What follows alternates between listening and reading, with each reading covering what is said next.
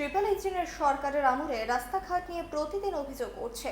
সেই একই অভিযোগ করেছেন রৈশাবাড়ির মানুষ। তাদের অভিযোগ, রৈশাবাড়ি বাজার থেকে দয়ারামকামী হাই স্কুল পর্যন্ত যাওয়ার একমাত্র রাস্তা বহুদিন ধরে সংস্কার হয়নি, ফলে বেহাল দশার মধ্যে চলাচল করেন এলাকাবাসী।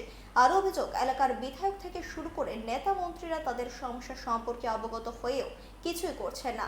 রাস্তাটি দ্রুত সংস্কার করতে সরকারের দৃষ্টি আকর্ষণ করেন গ্রামবাসী।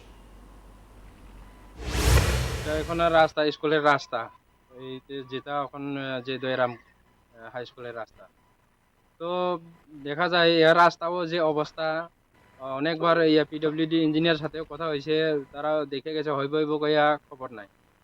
তো আমার বক্তব্য হয়েছে এই রাস্তাটা যাতে তাড়াতাড়ি একটু দেখুক, তাড়াতাড়ি সিসি রুট করা হোক। আদি থেকে পিডব্লিউডি তো করে না, এখনো বারবার কইছে তারা করে না, তো সিসি রুট আমরা আদি থেকে হইলেও ব্যবস্থা করে দিলে ভালো হইব, যাতে এই রাস্তাটা বেশি না 200 মিটার মতো আছে।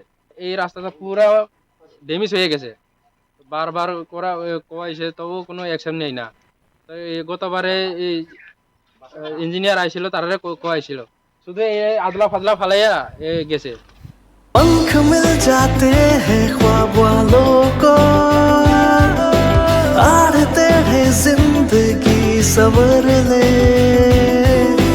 ऊंची ऊंची उड़ाने मुस्काने, उस मीठे पल का भरोसा तू कर ले। जिंदगी में कुछ बनो है techno. Techno College of Engineering, Agartala.